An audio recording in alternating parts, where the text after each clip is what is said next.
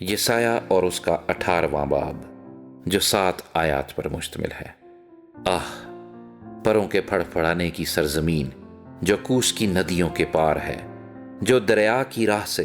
بردی کی کشتیوں میں سطح آب پر ایلچی بھیجتی ہے۔ اے تیز رفتار ایلچیو، اس قوم کے پاس جاؤ جو زوراور اور خوبصورت ہے، اس قوم کے پاس جو ابتدا سے اب تک مہیب ہے، ایسی قوم جو زبردست اور فتح یاب ہے، جس کی زمین ندیوں سے منقسم ہے۔ اے جہان کے تمام باشندوں اور اے زمین کے رہنے والوں، جب پہاڑوں پر جھنڈا کھڑا کیا جائے تو دیکھو، اور جب نرسنگا پھونکا جائے تو سنو، کیونکہ خداوند نے مجھ سے یوں فرمایا ہے کہ میں اپنے مسکن میں تابش آفتاب کی مانند اور موسم درو کی گرمی میں شبنم کے بادل کی طرح سکون کے ساتھ نظر کروں گا،